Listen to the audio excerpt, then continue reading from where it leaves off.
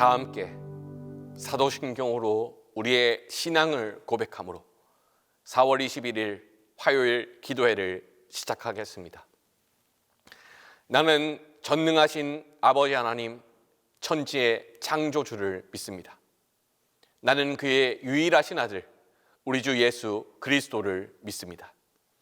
그는 성령으로 잉태되어 동정녀 마리아에게서 나시고 본디오 빌라도에게 고난을 받아 십자가에 못 박혀 죽으시고 장사된 지 사흘 만에 죽은 자 가운데서 다시 살아나셨으며 하늘에 오르시어 전능하신 아버지 하나님 우편에 앉아 계시다가 거기로부터 살아있는 자와 죽은 자를 심판하러 오십니다. 나는 성령을 믿으며 거룩한 공교회와 성도의 교제와 죄를 용서받는 것과 몸의 부활과 영생을 믿습니다.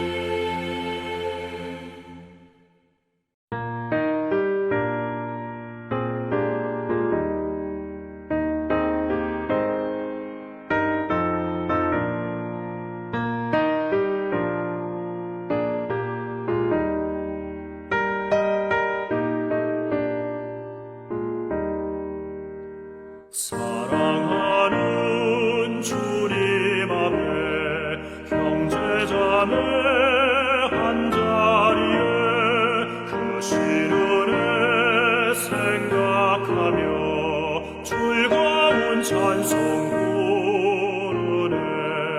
내 주 예수 본을 받아 모든 사람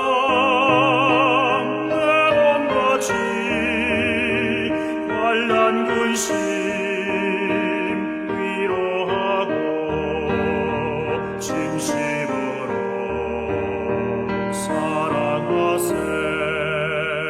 사랑하는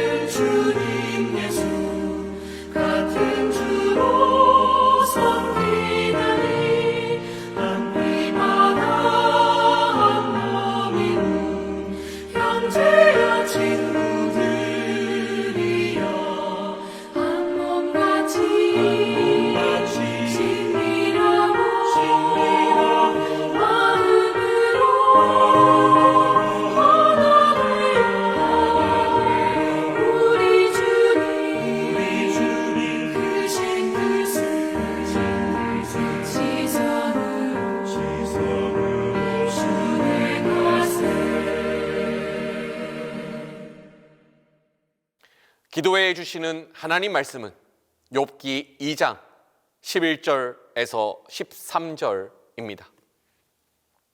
그때에 욥의 친구 세 사람이 이 모든 재앙이 그에게 내렸다 함을 듣고 각각 자기 지역에서부터 이르렀으니 곧 대만 사람 엘리바스와 수아 사람 빌닷과 나아마 사람 소발이라.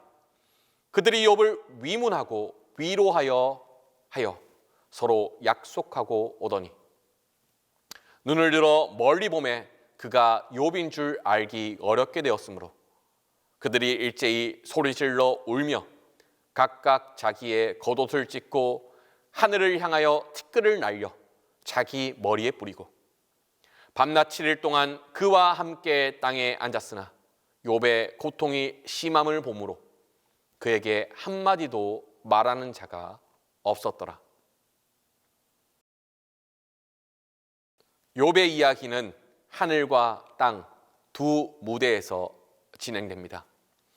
욥기 1장 6절은 하늘에서 일어난 속칭 천상회의의 장면이 펼쳐지죠. 참고로 구약에서는 왕왕 천상회의의 장면이 등장합니다. 예언자 이사야 혹은 예레미야는 천상회의에 참여하여 하나님의 통치 계획을 직접 듣게 됩니다. 하지만 적어도 욥기 1장에 등장하는 천상회의에서는 인간을 찾아볼 수 없지요. 다만 천상회의의 원래의 목적처럼 하나님께서는 피조 세계를 향한 통치 계획을 수립하십니다. 하지만 그 통치 계획이라는 것이 다소 어마무시합니다. 온전하고 정직하여 하나님을 경외하며 악에서 떠난 사람, 이 욥이라는 인생 속에서 그 사람의 재산과 자녀를 뺏고 건강을 가져가 버립니다. 여기서 우리가 유념해야 할 한 가지가 있다면 현재 욥이 겪은 고통의 이유가 은폐되어 있다는 점입니다. 표면적으로 보면 사탄이 하나님께 건의했고 하나님께서 사탄의 건의를 제거하셔서 일어난 일입니다. 하지만 하나님께서 왜 사탄의 건의를 제거하셨는지 미지수입니다. 하나님 또한 욥에게 굳이 이를 해명하지도 않지요. 물론 흥미로운 것은 욥 또한 이 이유에 대해서는 딱히 궁금해하지도 않습니다. 욥이 겪은 이 고통에는 이유가 없습니다. 더군다나 이 고통은 참혹한 고통입니다. 말 그대로 재앙입니다. 이런 고통 앞에서 우리는 무엇을 할 수 있을까요? 고대 근동 세계에서는 이 욥기와 유사한 문학들을 왕왕 찾아볼 수 있습니다. 이러한 류의 문학들은 크게 두 가지 갈래가 있습니다. 하나는 고통을 경험한 인간이 고통에 대해 성찰하고 질문하는 이야기가 있습니다. 욥기 중간 단락을 보면 욥과 세 친구가 고통에 대해서, 인간의 생애에 대해서, 하나님의 피조 세계에 대해서 여러 토론을 하게 됩니다. 상당히 유사한 장르라고 볼 수 있지요.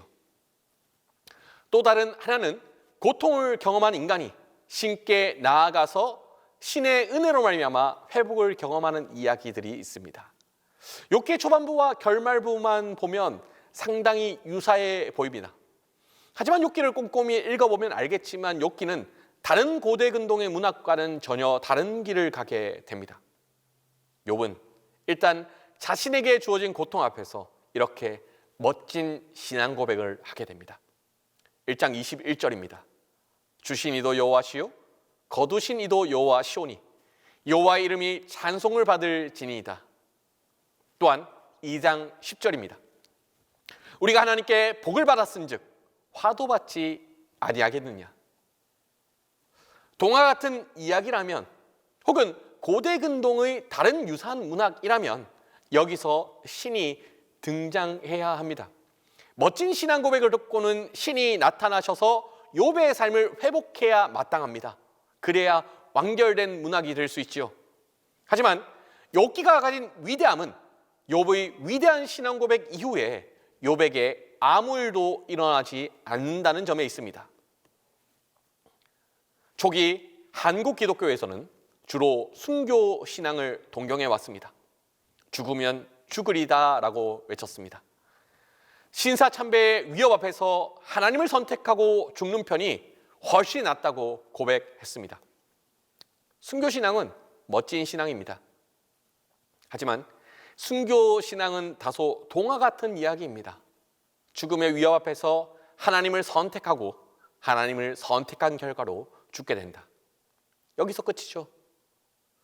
그런데 반면 이런 경우가 있지 않았을까요? 하나님을 선택하고 죽으려고 결심을 했는데 죽지 못한 경우가 있지 않았을까요? 정말 우연 같은 일일 수 있겠지만 죽지 않고 살아야 하는 그런 경우도 있지 않았을까요? 안이숙 선생님의 죽으면 죽으리라는 감동적인 책이 있습니다. 그 책에는 신앙적으로 살려고 몸부림치는 한 인간의 혈투가 담겨 있습니다. 그런데 이 안이숙 선생님의 혈투는 죽고자 하는 마음으로 결단했음에도 불구하고 죽지 못하고 살았기 때문에 가능한 일이었습니다. 그는 스스로를 실격한 순교자라고 칭했습니다. 즉 하나님께서 그의 순교에 대한 마음을 실격시키셨다는 말입니다. 순교를 결심했지만 순교하지 못한 인생. 하나님을 선택하고 순교한 이의 죽음은 아름답습니다. 하지만 하나님을 선택하고 순교를 각오했지만 순교하지 못해서 이 땅에 남겨진 자의 삶은 그보다 더 아름다울 것입니다. 욥기가 이와 같습니다. 극심한 고통 앞에서 아름다운 신앙 고백을 하게 됩니다. 이 신앙 고백이 너무도 아름답기에 신앙 고백을 하고 욥이 죽었다면 너무도 아름다운 이야기였을 겁니다. 혹은 이 아름다운 신앙 고백을 듣고 하나님께서 개입하셔서 하나님께서 욥을 회복시켜 주셨다면 이 또한 무척이나 아름다운 이야기였을 겁니다. 하지만 욥기는 그보다 더 어려운 이야기를 들려주죠. 아름다운 신앙 고백 이후에 아무런 일도 일어나지 않았다. 이제 욥은 아름다운 신앙 고백 이후에 아무런 일도 일어나지 않은 남겨진 삶, 자녀들을 잃고 재산을 잃고 건강을 잃은 이후에 남겨진 삶을 살아내야 합니다. 욥기가 가진 아름다움이 바로 여기에서 시작됩니다. 오늘 우리가 읽은 본문은 욥에게 찾아온 세 명의 친구에 대해서 이야기합니다. 적어도 오늘 본문까지만 본다면 세 명의 친구는 상당히 훌륭한 일을 하게 되죠. 바로 머나먼 길을 찾아와 욥을 방문했습니다. 그들이 욥 앞에서 한 행동은 훌륭합니다. 소리 지르고 울고 겉옷을 찢습니다. 하늘을 향하여 티끌을 날려 자기의 머리에 뿌립니다. 욥의 고통과 나의 고통이 크게 다르지 않다는 공감의 표현입니다. 하지만 더 훌륭한 행동은 그 다음에 나옵니다. 밤낮 7일 동안 그와 함께 땅에 앉았으나 일주일을 함께 시간을 보낸 겁니다. 고통을 당한 이의 곁에서 일주일을 함께 보낸 겁니다. 하지만 더 중요한 행동은 결론부에 나오죠. 그에게 한마디도 말하는 자가 없었더라. 고통을 겪는 친구를 방문하는 일, 훌륭한 일입니다. 고통을 겪는 친구 곁에 함께 있어주는 일, 훌륭한 일입니다. 하지만 무엇보다도 그의 곁에서 한마디도 하지 않고 침묵을 지키는 일은 매우 훌륭한 일입니다. 가벼운 고통이었다면 우리는 충고를 했을 수도 있을 겁니다. 그렇게 하지 말지. 가벼운 고통이었다면 우리가 위로를 건넬 수도 있었을 겁니다. 나도 당해봤는데 그럴 수도 있어. 괜찮아. 하지만 정말 무거운 고통 앞에서는 우리가 침묵할 수밖에 없습니다. 가벼운 고통은 우리가 쉽게 찾아볼 수 있는 사소한 일들입니다. 하지만 정말 무거운 고통은 우리가 삶에서 거의 마주할 수 없는 신비 그 자체라고 할 수 있겠습니다. 신비 앞에서는 침묵할 수밖에 없습니다. 욥의 세 친구처럼 말입니다. 더 흥미로운 것은 이 욥기가 욥의 무거운 고통, 신비에 가까운 그 고통을 다루면서도 궁극적으로는 하나님의 신비로운 임재, 하나님의 신비로운 음성에 대해서도 다룬다는 점입니다. 그런 점에서 보면 고통과 하나님은 서로 연결되어 있는 것처럼 보입니다. 가벼운 고통 앞에서는 우리는 충고도 하고 위로도 할 수 있습니다. 이처럼 우리가 흔히 마주할 수 있는 하나님의 사소한 임재, 하나님의 사소한 음성에 대해서는 다양한 반응을 나타낼 수 있을 겁니다. 기뻐할 수 있고 눈물을 흘릴 수도 있고 열광적으로 반응할 수 있을 겁니다. 하지만 정말 신비롭다고 고백할 수밖에 없는 하나님의 거룩한 임재, 깊이 있는 임재, 무거운 임재 앞에서는 침묵할 수밖에 없습니다. 무엇보다도 침묵을 야기하는 하나님의 임재, 침묵을 야기하는 하나님의 음성, 이와 같은 신비의 일들이 우리 앞에 당도한다면 우리는 더 이상 이전과 같은 사람일 수 없습니다. 하여 우리가 정말 하나님 앞에서 온전한 하나님의 백성으로 살아가길 원한다면 욥의 고통에 준하는, 욥기에 나타난 하나님의 임재, 하나님의 음성에 준하는 그 하나님의 임재를 갈망해야 할 것입니다.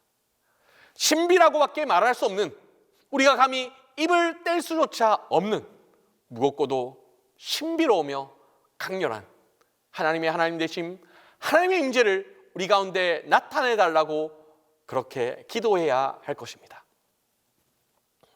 그런 하나님을 우리가 마주하고 난다면 우리의 예배는 전혀 달라지겠죠. 그런 하나님을 우리가 마주하고 난다면 우리의 기도는 전혀 달라지겠지요.